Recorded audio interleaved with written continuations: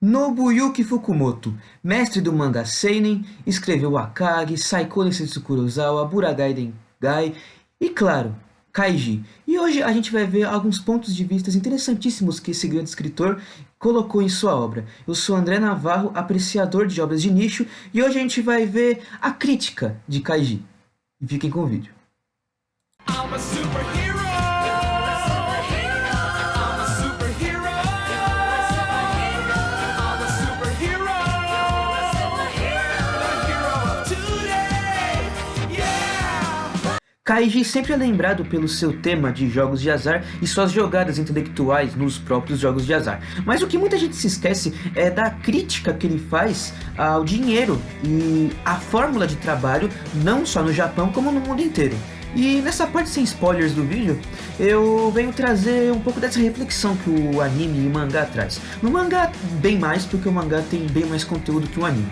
Mas, resumindo, Kaiji faz uma crítica bem grande ao fracasso profissional e ao vício no dinheiro e na fórmula dos jogos de azar. Porque a gente percebe sim que o grande vilão de Kaiji não são nem as pessoas, e sim o dinheiro, o próprio dinheiro e a ganância do ser humano e o egoísmo do ser humano também, que é uma coisa bem presente em Kaiji. Porque da mesma forma que a gente tem várias pessoas fracassadas, a gente tem pessoas altamente bem-sucedidas na vida que se aproveitam dessas pessoas fracassadas. Como o Ryodou, que a gente vai conhecer mais pra frente, que é o grande antagonista de Kaiji depois do Tonegawa, claro. E é uma coisa interessantíssima da gente perceber, porque a gente percebe que o Kaiji, ele desde sempre foi um vagabundo e nunca correu atrás dos seus sonhos, mas ao mesmo tempo, em paralelo, a gente vê que a vida nunca foi fácil para ele e ele nunca conseguiu ter uma grande oportunidade de vida. O que é uma coisa muito interessante quando a gente se coloca em prática no anime e a gente vê a mente do Kaiji. Porque a gente vê que o Kaiji, não só o Kaiji como diversas pessoas do anime e mangá, são extremamente inteligentes dentro do que elas fazem, que são os jogos, né?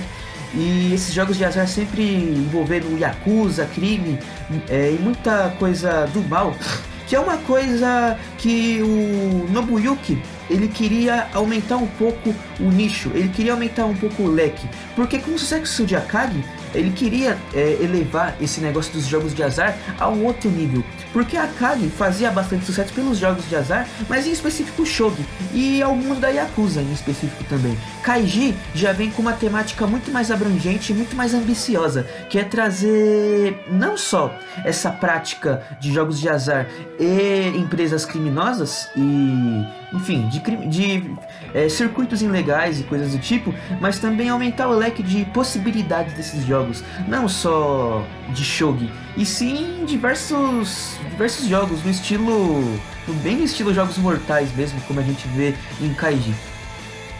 E a gente percebe que o Kaiji, ele não dá a mínima para a vida dele. A única coisa que importa para ele é o dinheiro.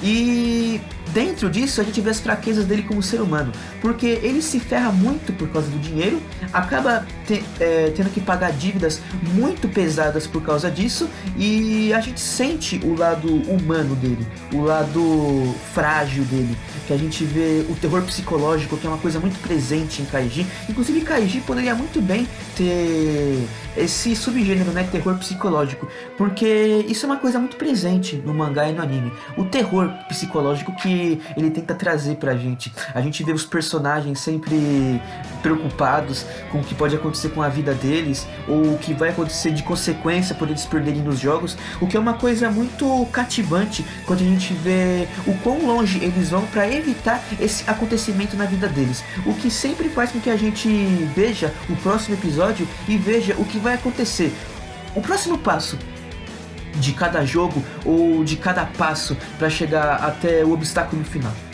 que é o que acontece e muito em Kaiji, né? A gente vê pessoas que estão lá não só porque elas estão lá pelo dinheiro, mas sim porque elas estão com a vida ferrada financeiramente, a família delas precisa de dinheiro e elas precisam de alguma forma de conseguir suprir isso indo para esses lugares, e a gente vê que essas pessoas, elas acabam vendo no que elas se meteram depois e elas acabam pagando um tanto caro. Claro que a consequência e claro que os fatores de risco disso sempre estiveram desde o começo da proposta, né? Mas é algo que a gente vai agravando a cada temporada do anime e, claro, a cada jogo que se passa do anime e do mangá também.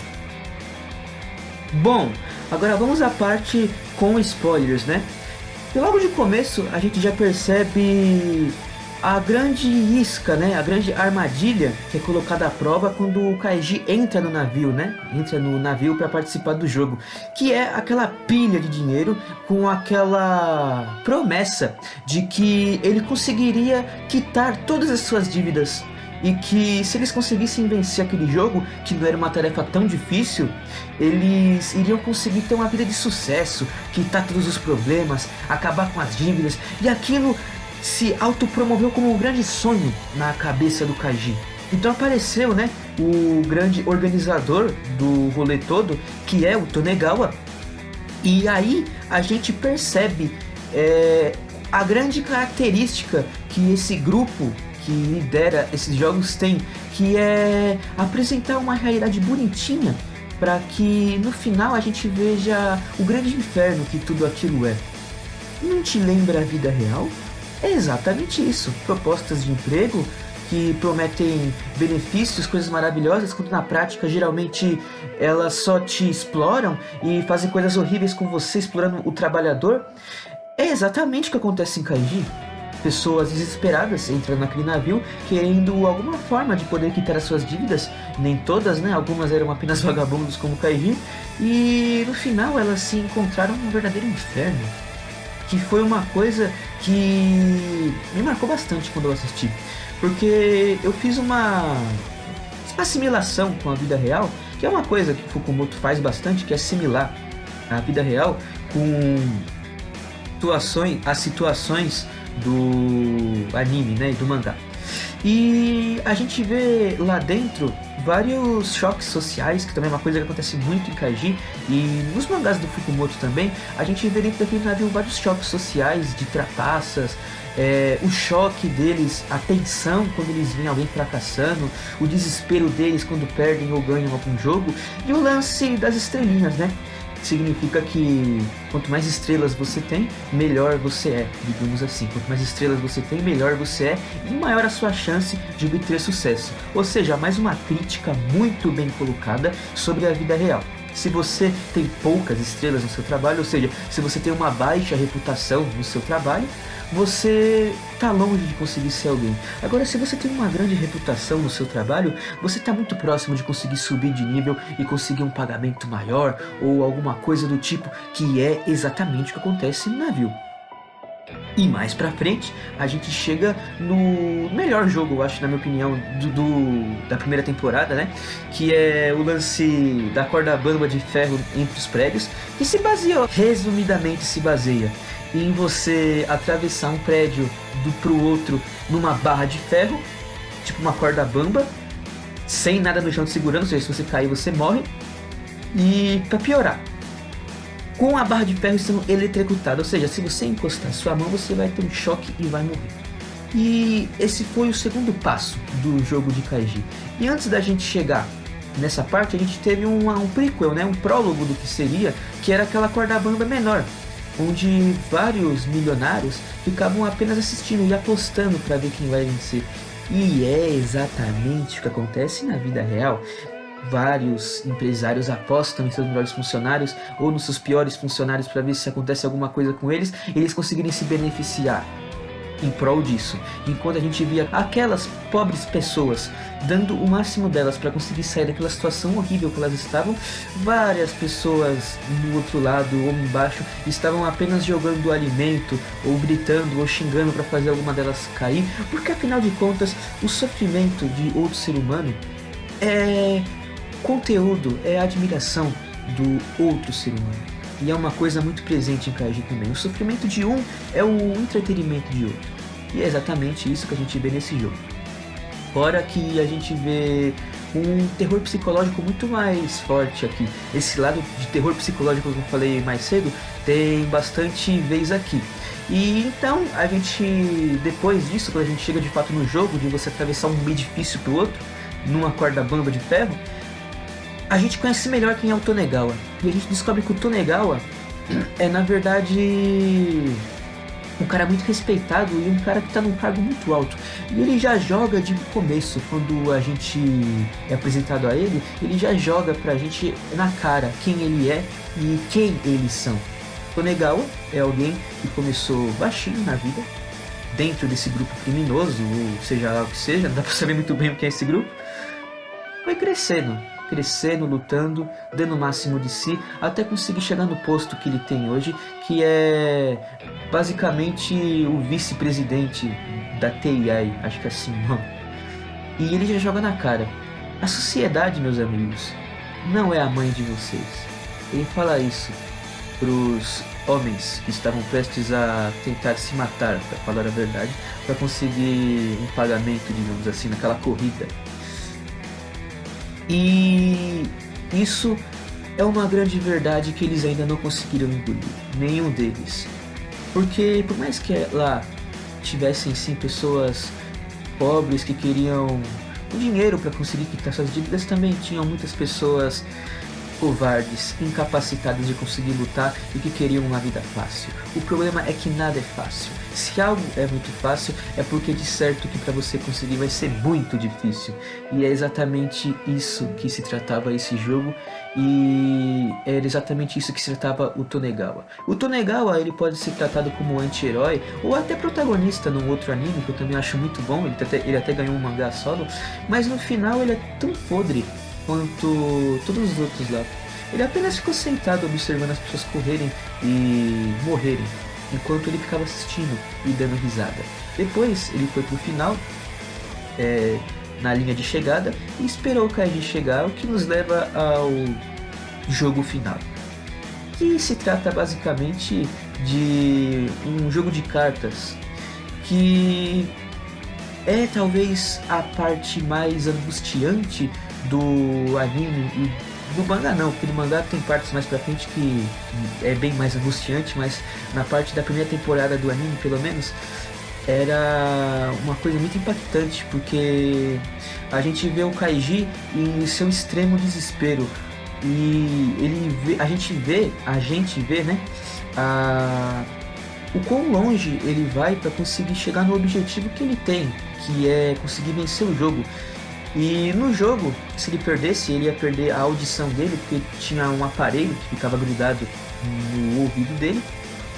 E esse aparelho tinha um parafuso no meio que ficava girando até chegar no tímpano dele e estourar o tímpano dele.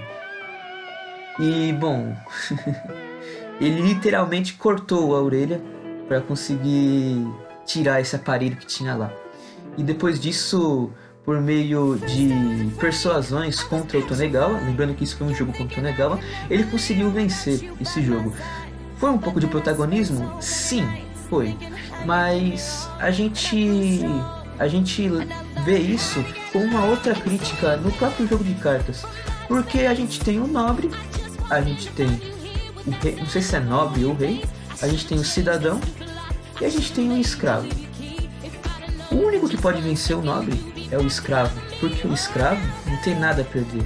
O Kaiji não tinha nada a perder. Tava sem a sua orelha, todo ferrado, não tinha nada a perder. Ele conseguiu vencer o Tonegawa. E depois disso, o Tonegawa teve que pagar arduamente pelo seu erro, porque isso também é uma outra crítica em Kaiji. Quanto maior o seu cargo, maior a punição que você recebe caso você falhe em algo. E o Tonegawa não teve nada mais, nada menos do que ter que se ajoelhar numa chapa quente de ferro, pegando fogo. Ele literalmente foi fritado. Ele foi fritado no aço. E depois disso, a gente é apresentado a uma última proposta por causa de dinheiro. Ele conseguiu 20 milhões, enfim, não vou dar muitos detalhes, mas no final desse jogo contra o Ryodou, que é o presidente dessa corporação, né? O Kaiji perde todos os seus dedos e ainda sai sem dinheiro. A gente vai para a segunda temporada, onde as coisas se perdem um pouco, sim.